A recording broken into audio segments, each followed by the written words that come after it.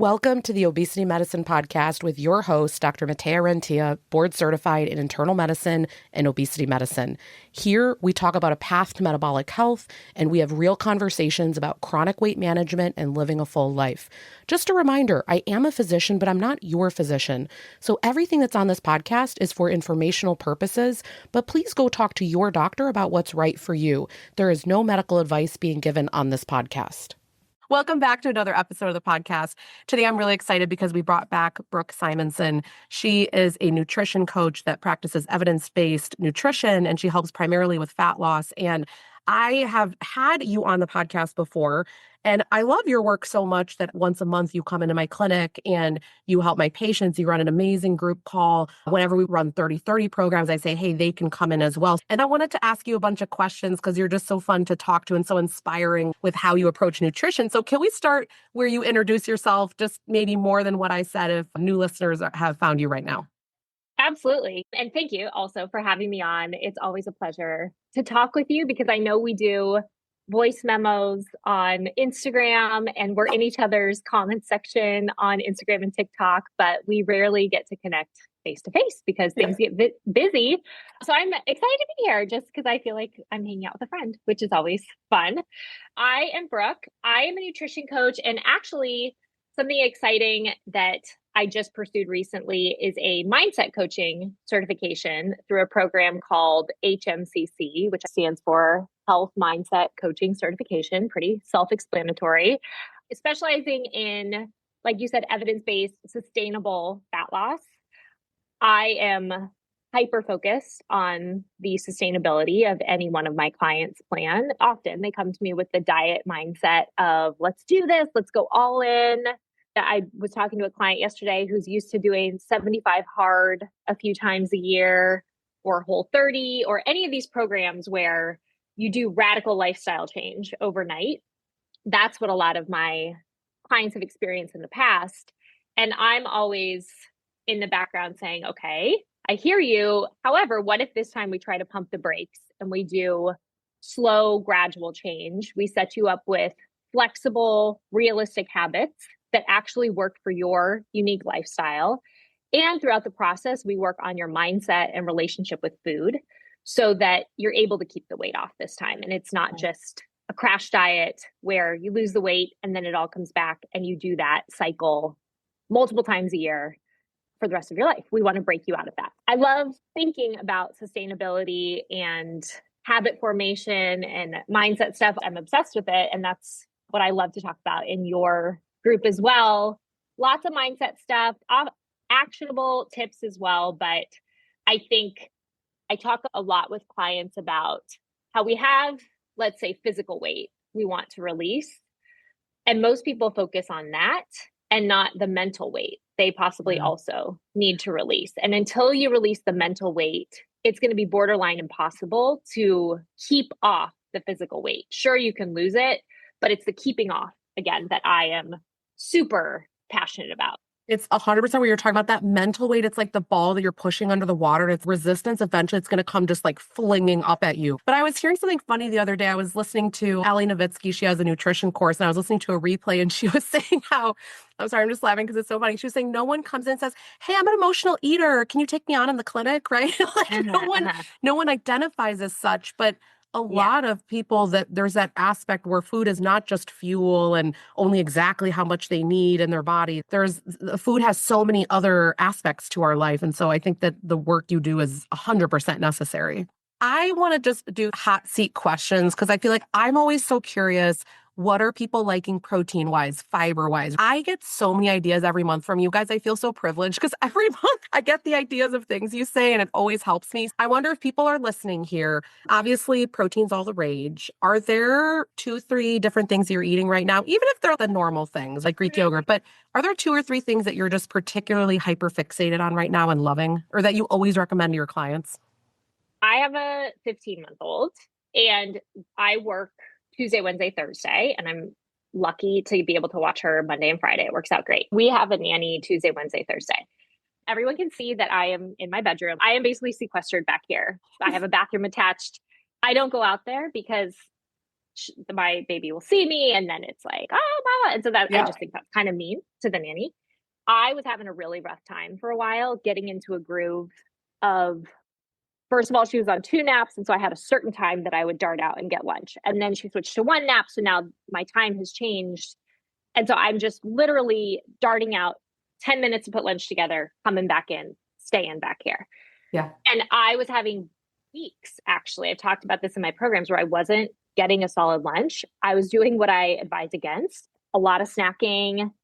The end of the day would come, I would be snacking, eating, making dinner. What has been working for me really, really well is to do a rotation of each week. I either do tuna salad, chicken salad, or egg salad. My recipe is the most basic. I use Greek yogurt, mustard, hot sauce, salt, pepper, and some type of crunch, a green onion, red onion, apple. The other day I chopped up pickles because I currently have a tuna salad. And then that is enough variety for me because it rotates.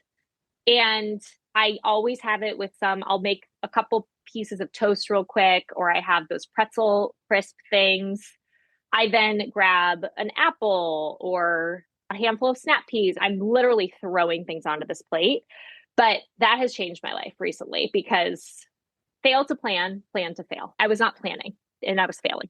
Did we ever talk about that? I had the same scenario as you years ago No. when Toby was literally, we had a nanny when he was smaller just because he's born preemie, all those things. And same scenario, I had to hide upstairs in the like part of where I was working, part of where the bathroom was. And we actually got a mini fridge because I was like, I can't go down. So exactly what you're saying. But I loved how you said these 3 different things, you rotate them. What's so funny is I'll make like the egg salad, but then I get sick of it because I like hammer it again and again every I single know. week. I'm like, you're a genius because you just say 1, 2, 3. And then just like the simpleness of the recipe, the adding the crunch, just how amazing. It just sounds doable. Like if everyone's listening, you're It's like, really I doable. got it. Right? It's really doable. And I always at the grocery store get green onions and a red onion. We always have green onions and a red onion, and we'll use them on other stuff too. Yeah. And then maybe I'll do an apple, or maybe sometimes I'll throw in some walnuts or something. But yeah, I'm loving that. Now, in terms of the chicken salad, I'm not a big canned chicken fan. Mm-hmm. But if you are, I mean, I think that could be great because you could just keep that in your pantry. But I like getting Trader Joe's grilled chicken breast. I have particular about chicken. I don't like it to be slimy. Like a rotisserie chicken, my husband has to pick apart and have 2 different containers of the kind of slimy, icky pieces. And then I will eat the pieces that look kosher. I can't. Yeah. There's a great at Trader Joe's that I get. And so I just got it yesterday and it's in there because right now I have tuna salad. And so next week I'm going to do chicken salad. So I'm not even making the chicken myself. Yeah. I love it. No, I love that. Oh, it's so reasonable. Like people can actually do this. And it's also just, we don't have to reinvent the wheel. I was thinking about this the other day. People think you have to always have new. And I totally, with fruits and vegetables, it's good to have different nutrients and things. But I think you figure out what your barometer is for repetition. I eat the same yogurt bowl every single morning because I know it gets me to 12:31 p.m. It does its job. And the knowing what I'm getting from it and the security of this is easy, I can throw it together, it gets me to 12:31 is better for me right now in this stage of life than variety. I just lean into this is my yogurt bowl, and then I'll throw raspberries on it one day or blackberries another day. Or today I had a banana and some strawberries that were going bad. Yeah. So I'm getting variety there. And then with lunch, it's just these salads that I rotate through, and then I'll do toast or pretzels. I'm getting enough variety without thinking I need to just constantly be coming up with these elaborate brand new ideas. And I think that's a big hang up for a lot of people. We need to figure out what's the least amount of variety that you can tolerate, and let's do that and just cycle. That's so funny that you said the least amount of variety you can tolerate. In my program, one of the things are we try to up the veggies and stuff like that as Yeah, far as like gut microbiome diversity. And so totally. we're starting out here, and I always set a goal too, because we have these last 4 months of the year that we're doing this. And I made my goal to try one different recipe until November. I'm not going to go past Thanksgiving doing this, Yeah, yeah. but it's not a whole new recipe every time. I want to find ones where like majority of the ingredients I already have in the house. It's like a different version of it. It's a different way reimagined, a different sauce. So hearing you, I'm like, Matea, scale it back. Like, don't Scale go it back. crazy. That's what I'm Yeah. hearing. Yeah. Scale it back. I once heard relationship advice that was similar of with a happy partnership, figure out your dose that you guys need to be together and alone and lean into it's okay to do stuff separately or to be alone sometimes. And everybody's different. And I thought that kind of applies to food too. What's your dose of variety versus repetition?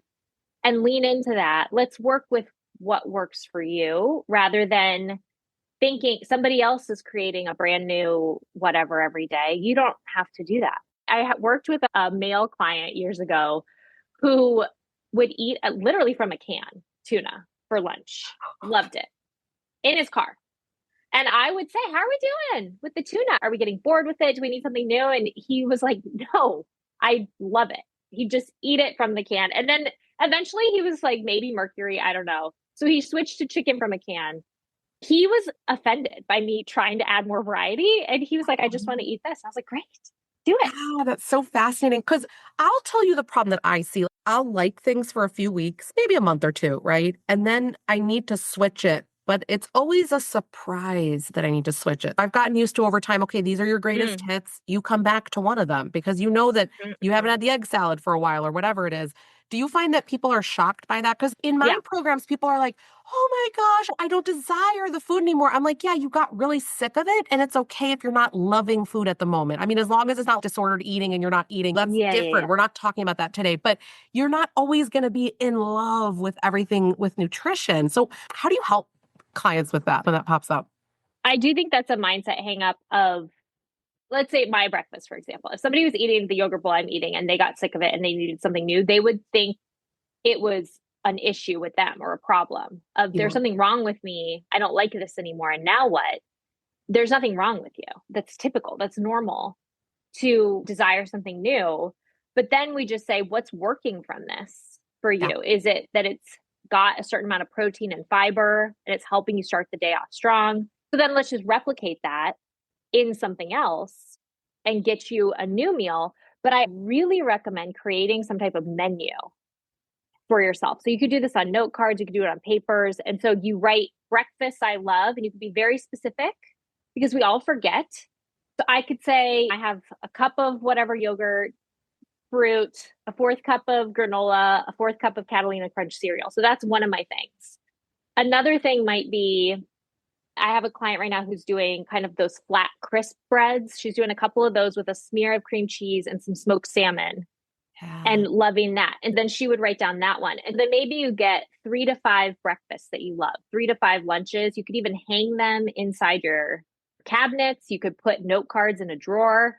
But then when it comes to that moment where you think, oh, I kind of don't like this anymore, you look at your menu and you say, oh, yeah, a couple months ago, I was eating that other thing that I loved. I'll just go back to that because we forget. Life gets Totally. busy and chaotic, and we totally forget what we used to eat that we loved. You've shared this tip. I think it's gold. So create the menu and be specific with each of the meals, what you like. And then also you have this panic. If you're walking to the fridge, you're like, I don't know what I'm going to do. You really only have 3, 4 options. Don't pretend like it's 900. But Right. you forget because you're panicked. Maybe if you're hungry or busy, busy is the worst one because if you feel like I can't take the time for this, like it takes 5 minutes, you can do it, but you do need to be organized and have it in the house and have it written on the fridge. So I love that. I love that kind of just like change with things that it's easy to go for something else. Absolutely. Yeah. And I mean, if you think, why is it easy at a restaurant? Why do I love a restaurant so much? It's a menu. I Yeah, have this whole menu of options. I don't have to think. I can just choose. And so then let's replicate that in your home. totally. Ah, so good. Switching gears a little bit because I loved the ideas for protein. What about for fiber? You know that everyone that I'm working with essentially is on potentially medications, even if it's oral versus injection, where they get more constipated. And I just find in general, forget medications or not, people suffer with constipation, and fiber a lot of the time is a culprit. So do you have any greatest hits, like with chia seeds or something, where you're like, just please incorporate these because it'll help you out? What do you normally offer to people? I think raspberries, I know it's seasonal, but raspberries for me, I had a client who called them her fiber pills. Yeah. They're such a bang for your buck fruit for fiber. And I know they can be expensive at times, they can be out of season. You could even buy them frozen. Sometimes I like microwaving frozen fruit, and then it Yes. gets kind of syrupy. Syrupy. I love that. And Yes. yeah, and then I Yes. pour that on my yogurt, so that feels fun and new. Of Yeah. ooh, and I'm mixing it in, and then the, maybe everybody knows this. I did not know this, that they sell canned lentils. Did you know that? No, I learned that this past week on your call. And do you know why I was laughing? I was about to get the bag of it, the dry bag. And I was like, how do I soak it? What do I do? And then Exactly. you told me that. I was like, oh my God, I can make the lentil bagel hard thing that I wanted to make. But I was like, I didn't know how to make the lentils. I was telling a client like I had discovered something crazy, and she goes, "Yeah, yeah, I've been buying canned lentil." She goes, "Do you buy canned beans?" And I said, "Yeah." She goes, Yeah. "Then you just buy canned lentils." So that's my new thing. They sell them at Trader Joe's. They sell them at whatever grocery store. Our Safeway on the West Coast has it. And so then you can throw lentils into stuff. I made tacos one night. We put some lentils in. I've thrown them into a pasta. I've used them in a salad. Very easy. I'm always pushing frozen shelled edamame on people. It's my favorite because Yeah. if you've seen online, or people can go look because it's sometimes hard to describe without a visual, but I have a fiber trick and a protein trick. If you follow me on TikTok or Instagram, I have little highlights, or you can find a video where I'm sharing them. But shelled edamame, and I say shelled, you could get it in the pods, but I just find that to be more cumbersome because you have to get them out of the pods. Shelled edamame meets the protein and the fiber trick. Yes. So they're a fantastic, especially if you are a vegetarian, they're a fantastic source of protein, but also fiber, and they're frozen. So I buy 5 bags at a time, and I throw them into everything: chili, soups, pastas, salads. I even eat them plain. I'll microwave them for a little bit and put some sea salt on them. And I have these little spoons, and I'll eat it as a snack. Do you buy the snack version ones, like in the bag, like the only bean? Because I love I those. have. Yeah. My Yeah. husband got some of those at Costco. I like those as well. I think they're just kind of lightly salted. I don't think there's a lot of oil involved, or There's not, they're like 100 yeah, calories. I think it's 11 amazing. grams of protein and 4 grams of fiber. It's really nice as a to go. This is so funny. This is so random that we're talking about edamame today. So yesterday I got a PR package. I do not get PR packages, people. Oh, okay. This is okay. a rarity. This And is it was exciting. the brand, the only bean. Oh, Because I've talked about their stuff like 24/7. I love the edamame snack packs. They have a black bean noodle, an edamame noodle. Like it's all high protein, high fiber. It works. And yeah. what is so funny in there, one of the things, it's a fanny pack, but it's a big edamame, like a foot long. It's so Funny. cute. That's look at them. I'm Smart going to be that for marketing. Halloween. Yeah, I'm going to be an edamame. Well, that's a fantastic costume. And now I'm sad that I didn't think of that myself. It's fantastic.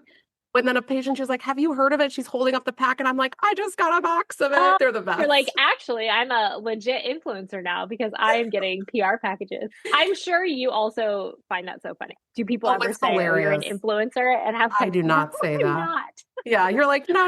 I'm definitely not, but I could see where it would appear that way. But I feel like I'm online de-influencing all the time. I tried this sparkling protein drink and it was so gross. And everyone's like, oh my God, thanks for taking the bullet. And other people are like, it can be okay if you dilute it down with water, if you do 2 cups of ice. I'm like, but what if you don't want to have to screw around with it when you buy something already expensive? Like, how about it is what it is? And I don't need to then manipulate it. Otherwise, why would I buy it? I can just buy a powder. Know, right. And there is so much out there now.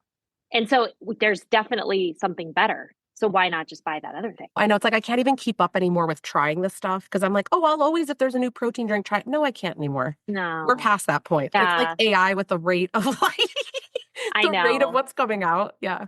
I posted a meme the other day. It said something like, do you think protein wants to be added to all these things? Which I thought was so It's literally in everything. Has anybody asked protein if it's okay with this, if it wants to be added? I love it.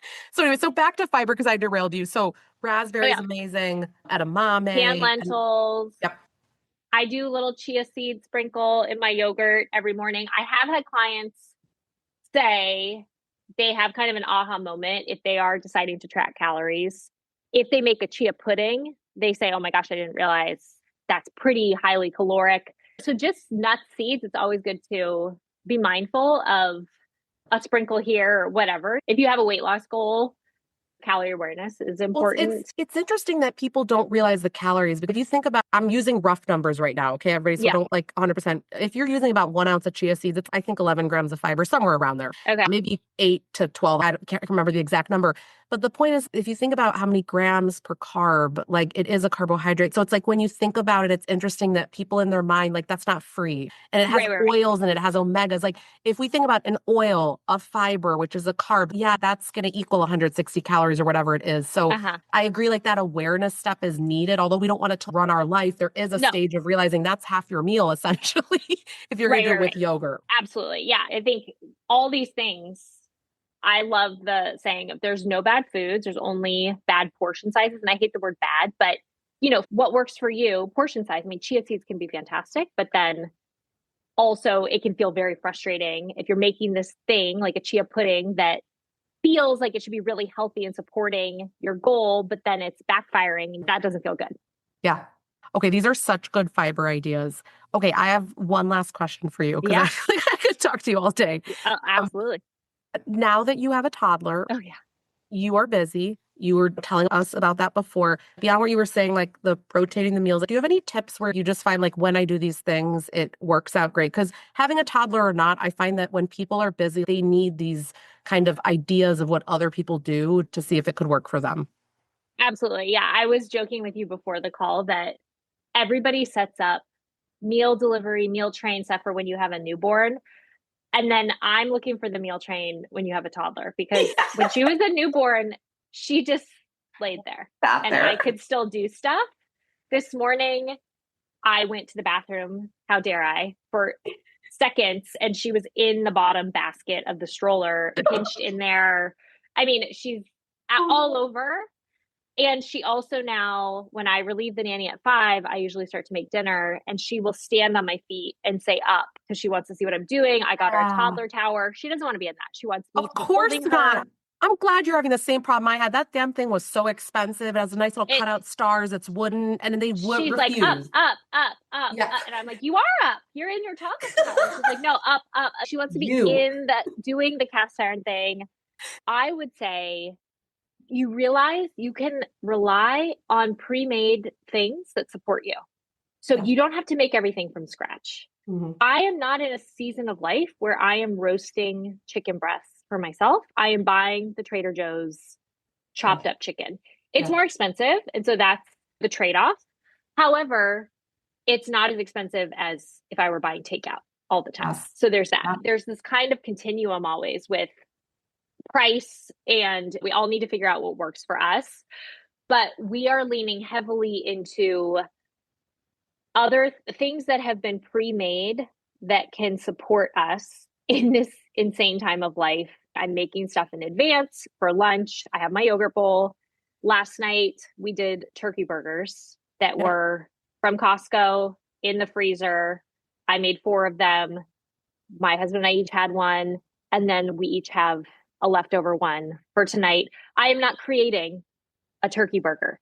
We have frozen chicken tenders from Costco. We have a lot of frozen vegetables. We have a really cool butcher actually at a grocery store near us, and they have these kebab things. We got chicken kebabs the other night that I just put in the oven. Trader Joe's frozen rice. So I just heated that up and we had that with the chicken kebab. And then I've been leaning heavily on fruit. So at dinner, peaches were really in season, cherries, apples. I will just wash fruit. My husband's used to it now. He comes home, he has like the chicken kebab on rice and a bowl of peach next to it. Love Even that. vegetables, I can't right now. I can't. What can I do actually holding her on one Yeah. hip and she's 20 whatever pounds? Basically, what can I do with one hand? to assemble dinner. Yeah. And so I think we all have different seasons of life, and there will be a season again, I'm sure, where I'm making rice and I'm baking chicken breasts and making more of this from scratch. Totally. That is not my current season. And so I think we lean into the support we need in different times of life, and we don't see it as a failure. I don't think I'm doing anything wrong. I think I'm using the training wheels that I need right now. What occurs to me when you're saying this, I said, let go of the rules where you Yeah. think everything has to be from scratch.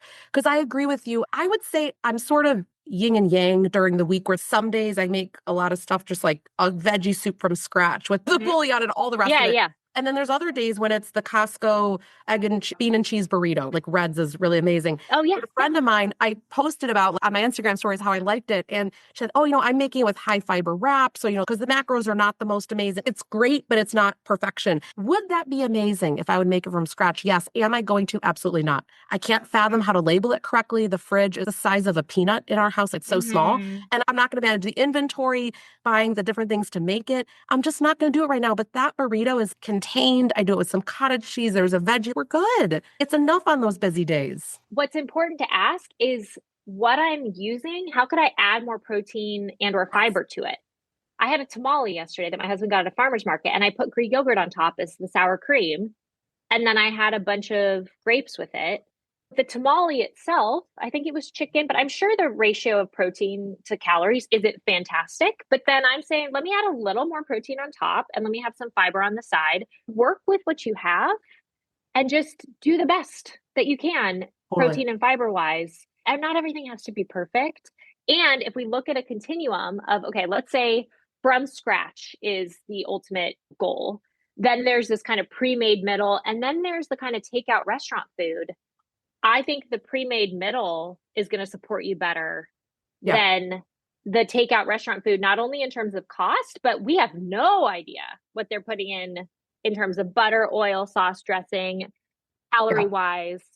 I always say to people, there's a reason that restaurant food tastes out of this world because they're going out of this world when they make it, right? Yes, It's not like yes. there's not some magic that broccoli tastes different at home versus when you're I at mean, like it's Outback or shiny. something. Yeah, Yeah. when you get it from them, it's shiny. And the reason it's shiny is it's coated in butter and it's delicious. Yes. When you let something sit and then you see it a few hours later, or the fact that you cannot ever again eat it from what was in here, that it was good for Yeah. 2 seconds while it was hot, that's Yeah. horrifying to me. It coagulates. Yeah, so, The next oh, day, it's stuck to the bottom of whatever because it's all the fat becomes solid. I know. One thing you said on the call last month, I was like, brilliance. You were talking about with up leveling a meal. You said, how can I double the protein? How can I double the fiber and half the fat? Thinking along those lines. I love that way of thinking about it. I literally the next day went to a meal and I was like, how can we double this? How can we double that? Yeah.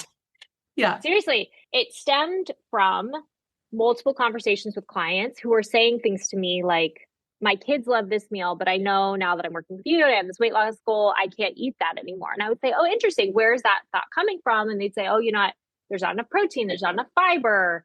I think it's too caloric.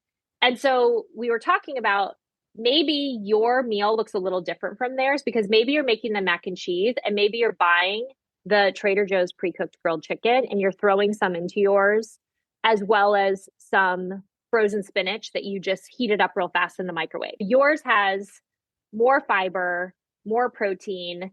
Maybe in yours you use some Greek yogurt, so you're not using the butter that you're using in theirs. You've just created a mac and cheese that's lower in calorie, higher in protein, higher in fiber, but you're not creating two different meals.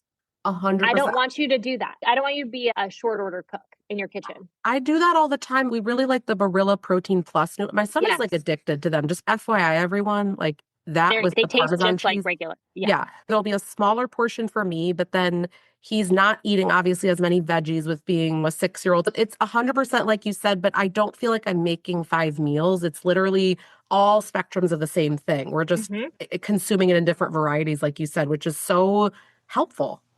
Yes. I just want free always comes through in my conversations. I want you to feel free from the confines of rules or mac and cheese bad, this other thing good. I want you to just feel free from all of that and think, I can eat mac and cheese. I don't follow rules. I am just aiming to get more protein, more fiber. It's not that fat is bad. It's just that per gram, it's more caloric. It Yeah. has 9 calories per gram versus carbs and protein have 4 calories per gram. Yeah. So more than double. So we just have to be, again, aware of this. We're Yeah. not saying fat makes you fat or fat is bad. I think I used the example in your call that a lot of New York Times recipes, for example, call for something like 3, 4 tablespoons of olive oil.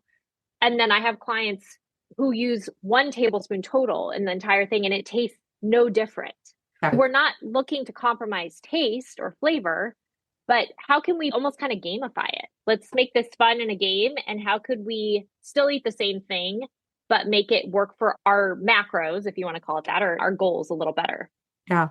So true. And I feel when you think that way, you also think too, how can the quality of the fats be the most amazing? Because Mm. I really like how you talk about these Franken foods, because I think they're trying to concoct weird things to get what they need. But if you are having some ultra processed product, I'm going to just guess that the fats are not the most amazing, that they're not really Yeah, hydrating you. We know that. And so the way that you're talking about it, I think we're just a little bit more conscientious with what we're doing.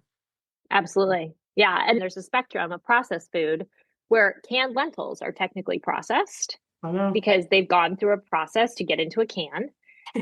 And then there's also lentil chips. And then there's the lentils you buy in the bag and soak yourself. There's a continuum of processed.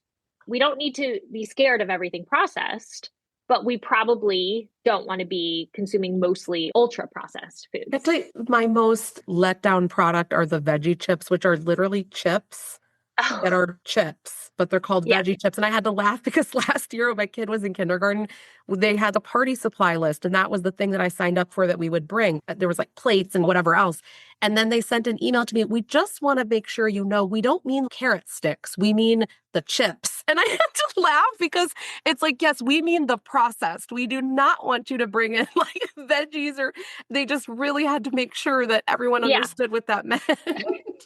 Please actually do not bring anything that resembles a vegetable. Please bring chips.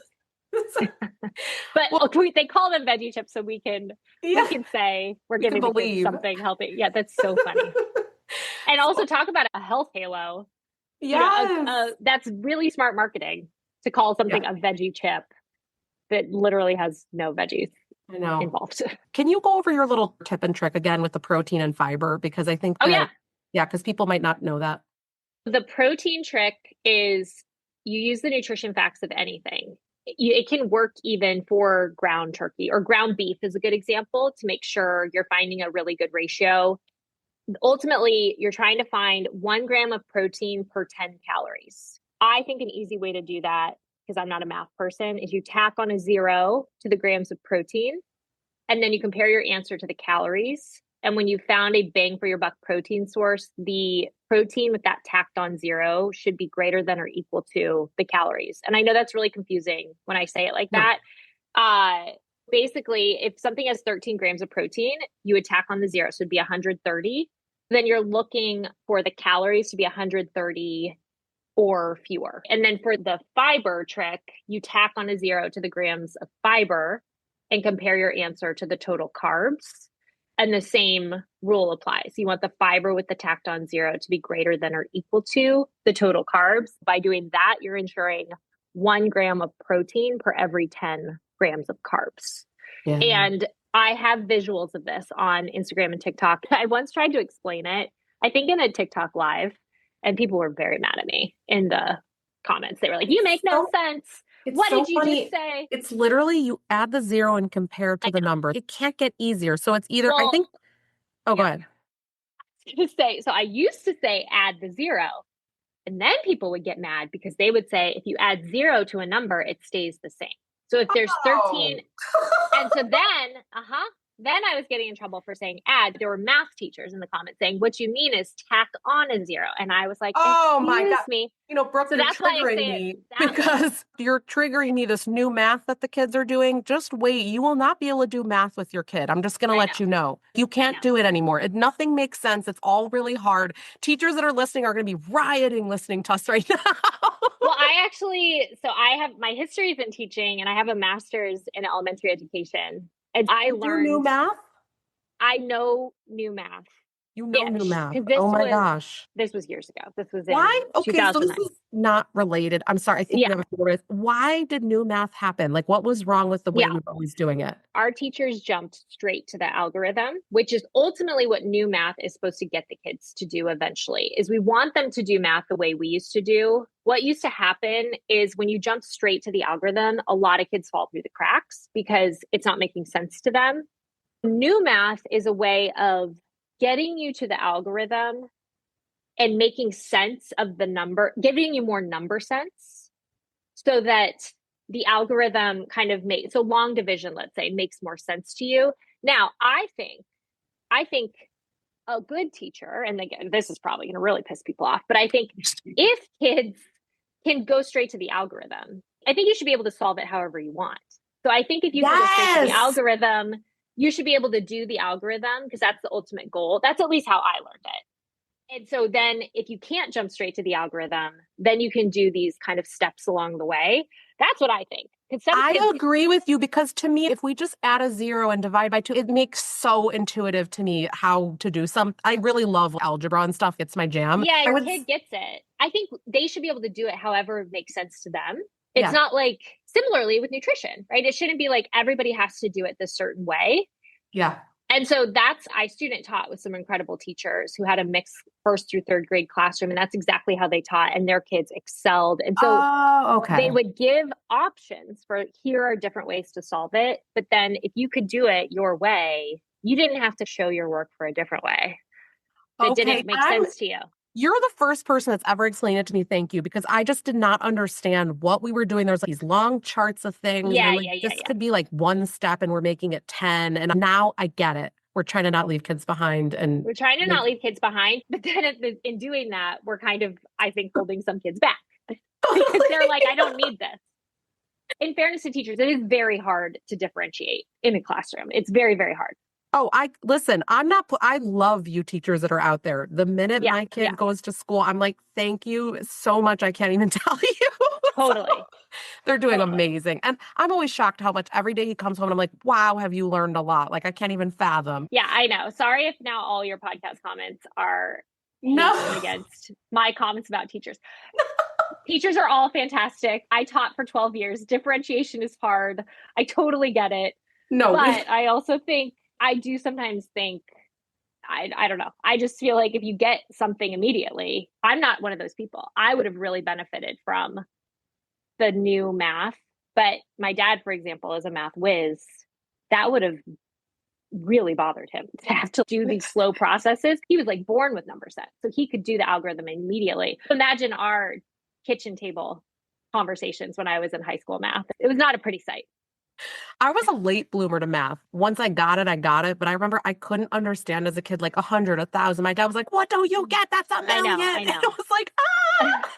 I do feel like it's stereotypically dads. And I've seen videos now mocking it and doing satire of dads working with their kids on math of like, what don't you I understand? know. I have to credit my dad. That's how I learned. He sat there. We learned the math, all the tables and everything. That's such a bad example. But okay, I know we're running out of time because I just want to say thank you for coming on. I could talk to you for hours. I Can you know. tell people how can they find you? Tell us about your website, everything so that people can find you to work with you. Absolutely. Yeah. So it's very easy. It's just the health investment everywhere. So my website, thehealthinvestment.com, and then Instagram and TikTok, the health investment. Perfect. We're going to make sure to everybody, if you go to rentiaclinic.com, you click on the podcast, we'll have your episode there. We'll have the links to everything. So if you didn't have a chance to write that down, just thank you for coming on. I always get so many Yeah. ideas, and I know people are going to just have a much easier time now. Oh, thank you. And it's always a pleasure. I'm always happy to come on. You know how late shows have that guest that they have to call in last second because they say somebody else didn't show up? There's certain people who have been on Jimmy Kimmel, for example, 100 times. So I could be that for you. I If you ever love need that. somebody, you just let me know. All right. Okay. Thank you so much. All right. Talk to you soon. That marks the end of today's episode. But if you're newer to the podcast, I want to tell you about something that we have, and it's a free podcast roadmap. So this is perfect for any of you that are listening where you want to be directed to very specific episodes. So let's say that you are just starting out and you want to know, what should I do right when I start on the medications? Or you're experiencing certain side effects on the GLP-1s, or you want to know what to do if you're in a plateau, or if emotional eating is taking over, or if hunger levels are high. So we have many different categories of episodes that we've talked about, because there's a lot at this point. So if you want to be able to navigate that very easily, we have it broken down by category and also the episodes that are there, and we hyperlink to everything. So you can just click on it and find the episode, easy peasy. If you want that, you can go to rentiaclinic.com/podcast roadmap. We'll have it linked right here underneath the show notes where you're listening.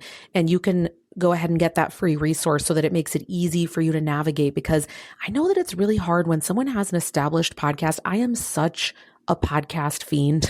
I'm listening to podcasts all day long. And when I find one that I love, but there's a lot that are out there, I am so lost. So I hope that you enjoy this free podcast roadmap. Again, the link to get to that is going to be rentiaclinic.com/podcast roadmap. I hope this is helpful, and let me know if you have any questions.